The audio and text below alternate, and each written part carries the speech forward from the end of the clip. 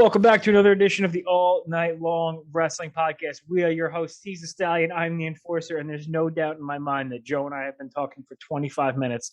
My dog does not come down the stairs once. He just came downstairs as Joe hit record, and now he's going to scratch at the fucking door, too, because he wants water. So that's classic. And then at some point, very soon, he's going to bark very high pitch. So he's going to do this until I get him water. So, Joe... Yeah. Feed the animals, bro. Feed the animals, buddy. That's what we need.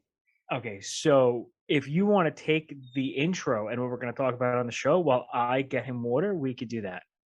Yeah, I could talk about the show, buddy. I think it's all about AEW Rampage today. So the couple things that we're going to get into on today's show. Last night, we're recording this on Saturday, August the 14th. So last night was the debut edition of AEW's Rampage show on TNT at 10 p.m. Eastern time. So there were three matches on the show, all title matches. So we're going to talk about that a little bit. And then we're going to talk about the highly anticipated second episode of AEW Rampage, which is being entitled The First Dance. And it takes place in Chicago. Chi-Town Rumble, baby. You know who is heavily rumored to be debuting in AEW on that show. So, Road Warriors, unfortunately, they both passed away. So they won't be debuting on that show unless we have some sort of... Well, you know, they won't be debuting on that show. Let's not even get into any possibilities. Can I tell a somewhat dark... Can I tell a somewhat dark anecdote that might it's not going to offend anybody but myself? You ready for this one? I don't see why not. So at my fight a couple of weeks ago, a bunch of people were there, and my coach Ian, who you met, comes to me and he's like, "Hey, dude, your mom's outside. She wanted me to ask you something." And I did a double take. I was like, "You sure?" He's like, "Yeah, she wanted me to ask you." I was like, "From beyond the grave?" And he was like, "Excuse me." So I hit him with the Wedding Crashers line when he's like, "What was the line in Wedding Crashers?" And somebody sends her best. And he's like, "Oh, from beyond the grave, we've become very spiritual." And I hit that line deadpan, and he was like, "That's my bad." I was like, "No, it's okay." Rule number. You should have seen the guy's face. And it's rule number. I forget what the rule number is. It's like, but need an up-to-date list of family that is deceased or something like that. Can I just ask a question as a topper on this story? Yeah, sure. Was he referring to your sister? He was. Okay. I don't know if your sister listens to the show. I feel bad if she does. I mean, okay. It's fair. My sister is 20 years older than me, so I think that's not like, it's not like she's 3 years older. They're like, "Oh, dude, your mom." Like, no, my sister's 20 years older. I think it's totally fair. But it was funny. Oh, she did from beyond the grave. How do you become very spiritual? Just dead silent. It was good stuff. Anyway. So let's get back. Yeah, so I just kind of recapped. I figured the two areas we would get into, obviously both related to AEW Rampage. So the first is that last night was the debut episode of Rampage in Pittsburgh. So it was Friday night. In Britsburg. Britsburg, yes. So the show opened with, of all things, an Impact World Title match, which is Kenny Omega defending against Christian Cage. So Kenny Omega defending the Impact title against Christian Cage. He's supposed to defend the AEW title against Christian Cage at All Out in a couple of weeks. So this match actually opened the show. And I think we both thought that Christian was going to win this match just because of... Basically, I thought that because to even believe that he has a chance of beating Omega at All Out, he had to win this match, right? Just to give you some sort of a backstory or storyline to like how he may even have a chance to beat Omega. And that's nothing against Christian. I'm a huge Christian fan, but the way that they've built up Omega and that title, I don't think he's going to be taking it. So this, I think, was kind of a necessary step for them to get people to believe that Christian may have a chance now that Hangman seems to be out of the picture for the time being. A couple things about that. Yeah, Hangman is out of the picture, and we were kind of all taken aback as to why. But apparently, the rumors a couple of weeks ago where he had some planned time off due to his wife, his wife being pregnant. And I think we were all kind of like, yeah, it's just an excuse. But now it seems like it's actually the case because he's been off for a while. So, I will say when Tony Khan teased the whole huge announcement thing and it was Christian, I was let down. I'm sorry. I'm a mild Christian guy at best, and I was like, all right, cool. It's Christian. You love Christian. You're a huge Christian fan, and you were not. I mean, Tony Khan teased it like the ghost of Andre the Giant was coming back, right? So anything other than either, I think at the time people were circulating the Brock Lesnar, like anything other than a huge name like that would have been a letdown. So I feel like Christian was put in a rough spot there. So I was like, oh, okay, it's Christian. Christian has won me over since he's come back. His match with Omega last night was fantastic. I think it was one of my favorite Christian matches. He also had a really, really good match. I think it might have been his first match back against Frankie Kazarian. And Christian is like one of those, what do they call him? A good hand. He's like the pro's pro. He's like the Dolph Ziggler, the Mr. Perfect. He's just like that level that everybody wants to work with because they get a really good match out of him. But AEW has done a really good job making Christian feel special, but they still give Jungle Boy and Luchasaurus the rub by being with Christian. It's such a. I'm shocked at how they were able to. I don't want this to sound bad. I'm very surprised at how well AEW was able to get me to invest so much emotionally in Christian. Yeah, I mean, I think, yes, when I guess it's one of those things in wrestling where when they come out and say, huge announcement, big debut, all this stuff, people immediately go to the huge names. I think people maybe, CM Punk at the time, he kind of said it wasn't going to be him. And like you said, people were speculating Lesnar because, they'd taken all of his merchandise off WWE.com and all this stuff. So, but yeah, I mean, and Christian wasn't always presented as a main eventer in WWE, right? It took him a long time to get there. It really took until, Edge had to retire for him to get like a significant main event run that summer, I think of 2011.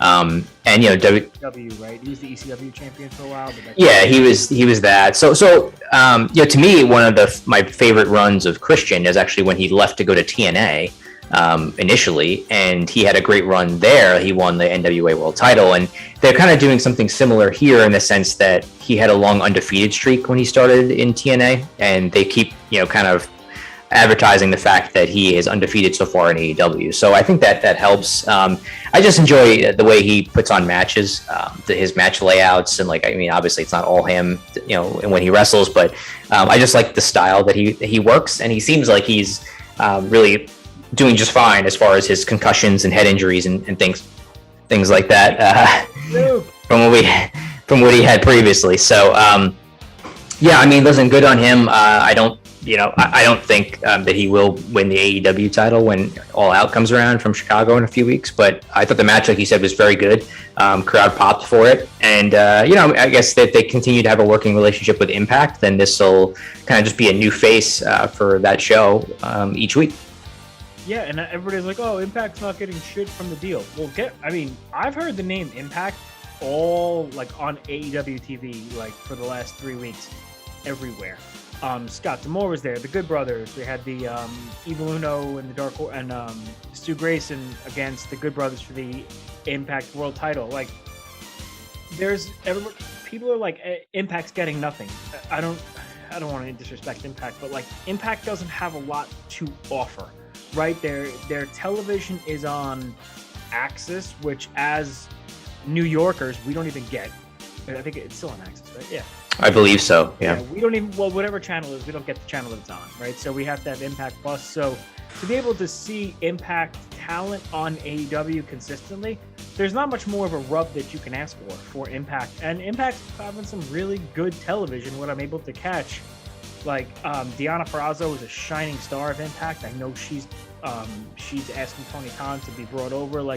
There's so many things that Impact has going for just because of this relationship. And it's making AEW television even better too. So there's the relationship is. I think everybody's benefiting from it. I'll be interested to see where it goes. I know we have Brian Myers versus Christian coming up now for the Impact Wrestling World title. So, but I don't want to spend 6 hours on Impact here either. So last night we had a 1 hour show, and the opening match was 20 minutes. So you kind of knew what you were getting, right? It was like a sprint. It was like the old NXT shows or the old Ring of Honor TV shows where it's like, listen, you get an hour, we're going to cram a bunch of shit in here.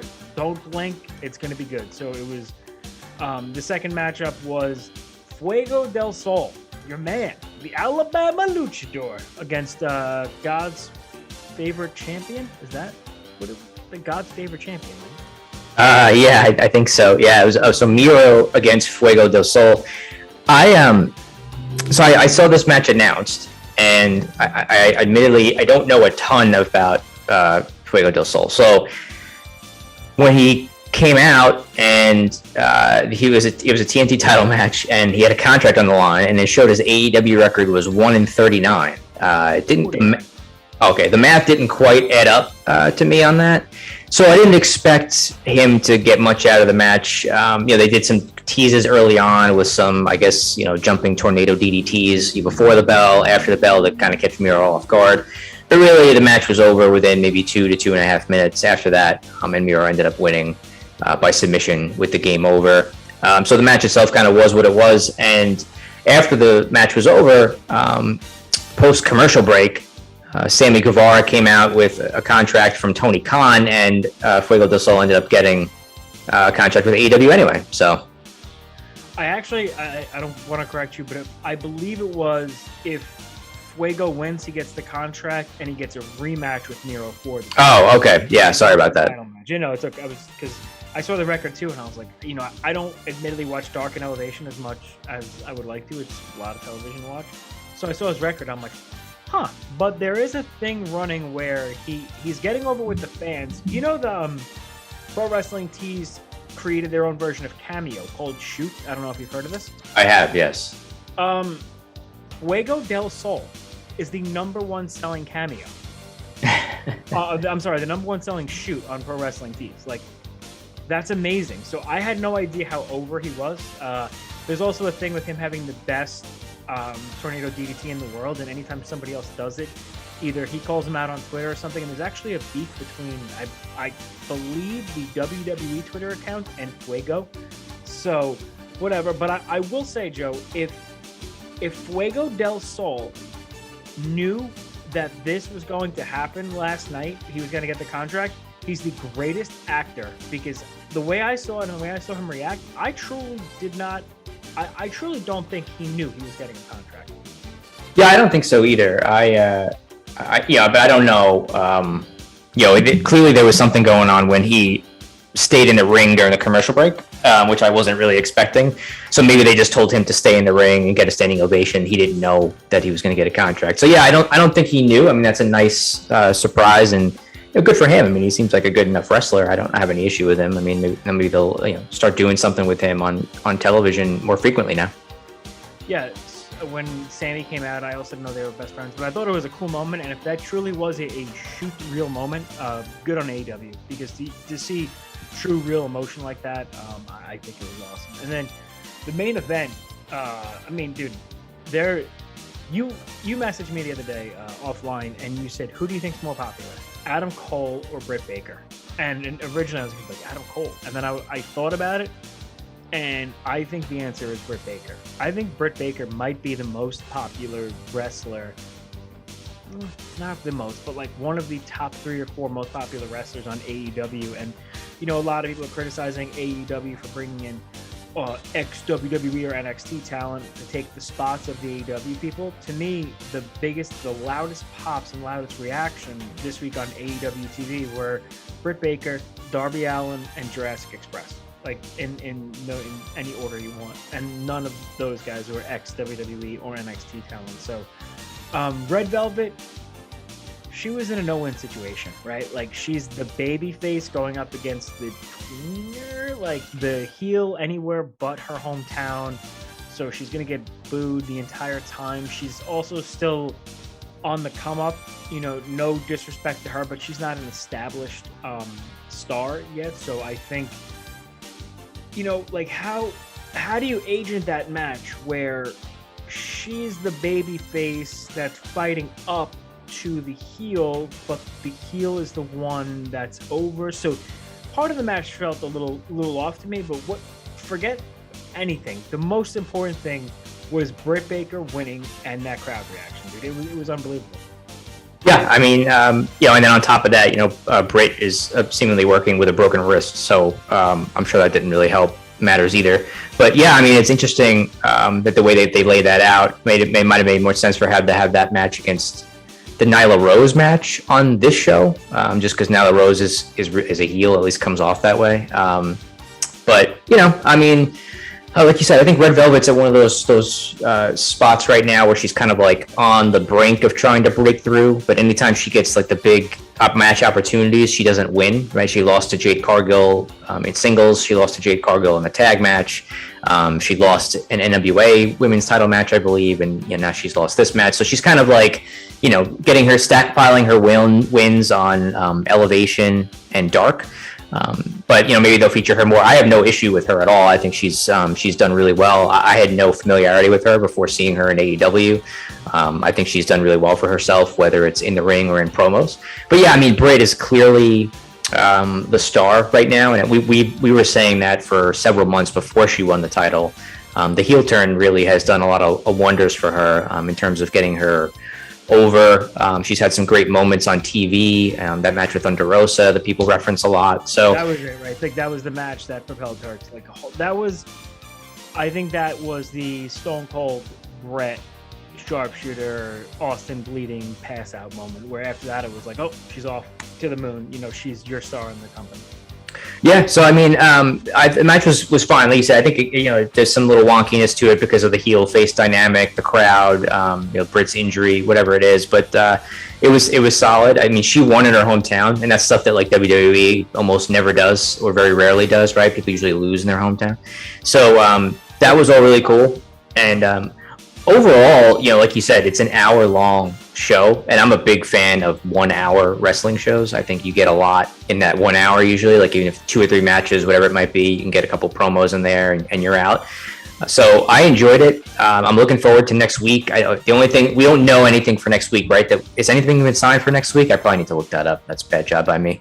But the big rumor is that since it's taking place in Chicago, that your friend Cookie Monster Punk may be making a debut with AEW next week. Chick magnet, Joe. It's not a Cookie Monster.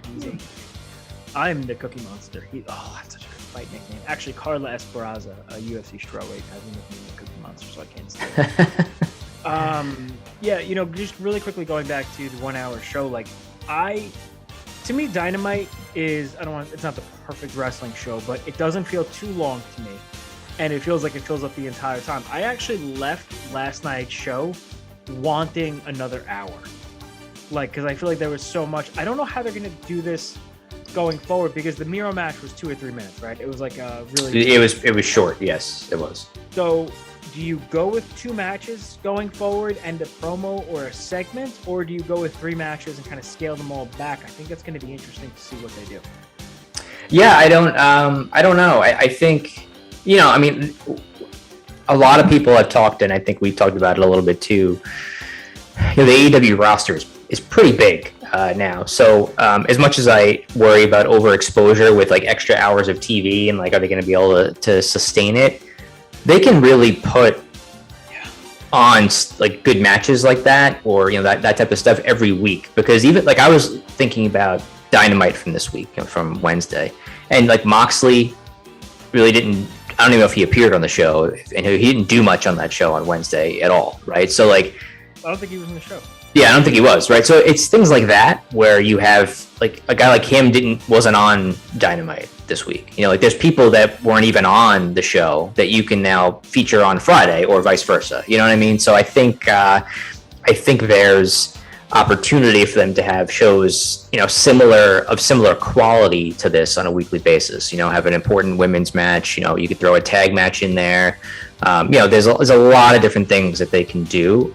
So, I mean, I'd like to see them stick to the 1 hour for a while. Otherwise, you're going to turn into, I don't want, I'm just so worried about it turning into like a Nitro Thunder situation where like all of a sudden Thunder turns into like a disaster. Yeah. So I don't want to see that, but yeah, man. So what about Charles Montgomery Punk? What do we think? Okay, let's put it this way. I'm at the point in my head where I feel like it's a foregone conclusion that he's going to be there. And if he's not, I think it's going to be a big downer for a lot of people at this point. So are you in the same kind of mindset where if he's not there, it's going to be a huge letdown in Chicago next Friday? I'm of the exact opposite mindset. I think, here's what I believe. I don't believe anything until I see it. I am a conspiracy theorist, as you know. And I think they're putting it out there too much that it's going to happen.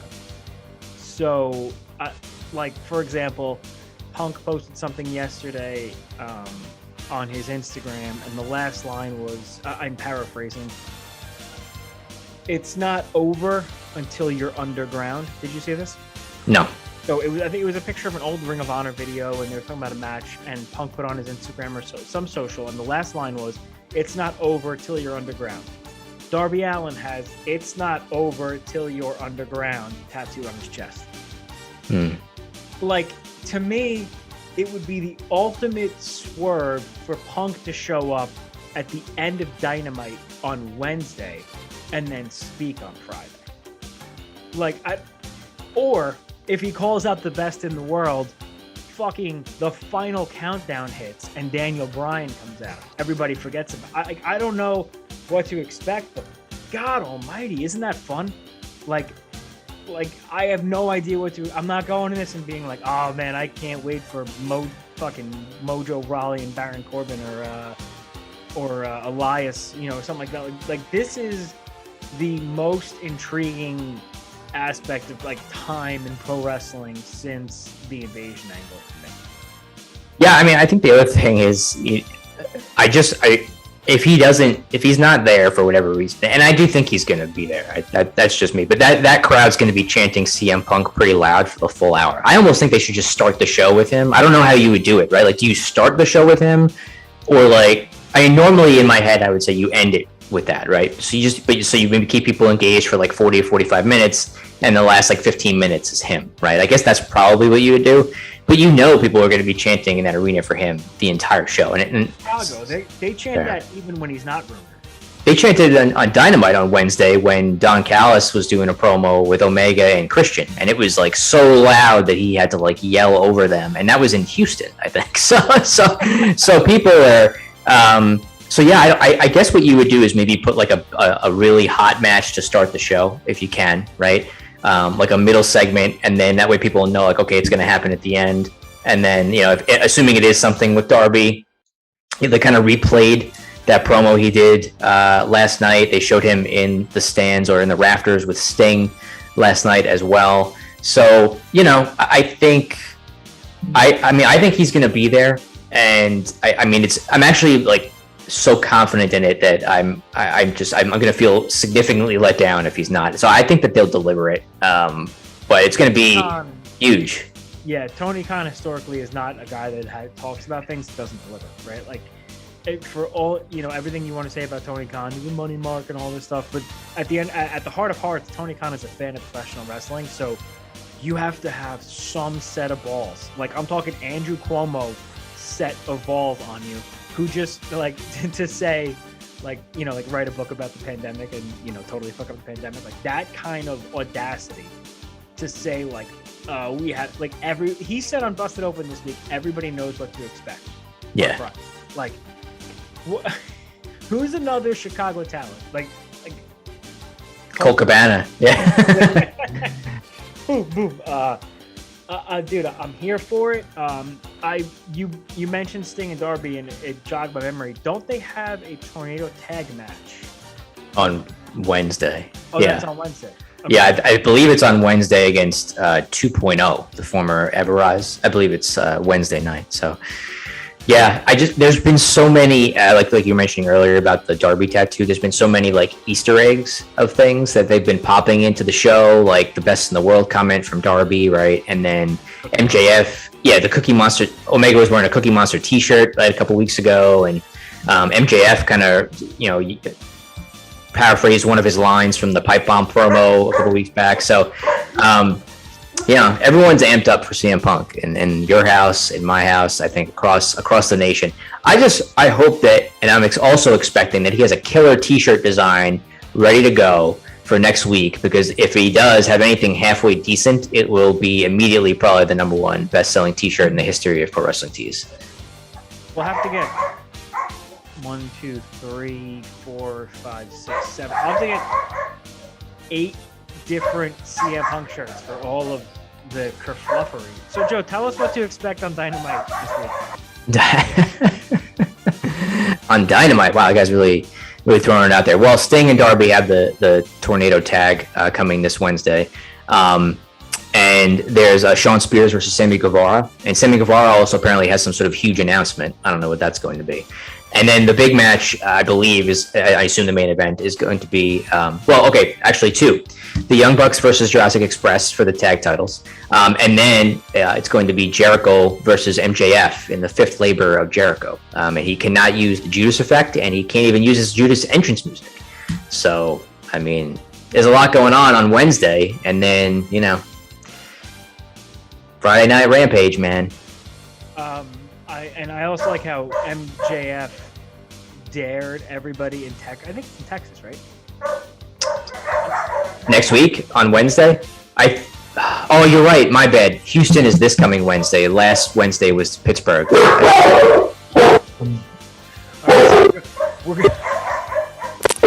Seems like a good time to wrap it up, buddy. Off the rails here at the All Night Long Wrestling Podcast.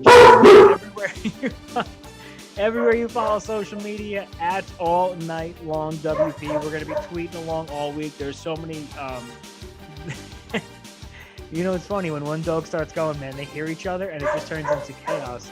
And now the Natural has gotten home, so he's truly a Survivor Series here at the. And we're back. Okay, we wrapped it up. Yeah. So I'm good over here, Joe. I'm sure. So just want to let everybody know. Follow us along at All Night Long WP everywhere you social media. There's a lot of stuff going on this week.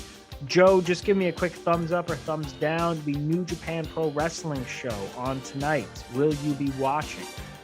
Yeah, I'm going to try to watch it, and I'm hoping to get a review of it tomorrow as well. That's my goal. So it's tonight. Hopefully by the end of the weekend, I'll have something up on blogofdoom.com. Yep. So if New Japan Pro Wrestling Resurgence, Joe's going to watch it. He gives the best unbiased bullshit, no bullshit, just straight to the facts, funny reviews at our buddy Scott Keith's website at blogofdoom.com. Next weekend is American Rana 21, which I will be reviewing for our friends over at PW Ponderings. Be sure to check all that out. We appreciate your support everywhere. Again, at All Night Long WP. And that's it for another edition. We are tapping out.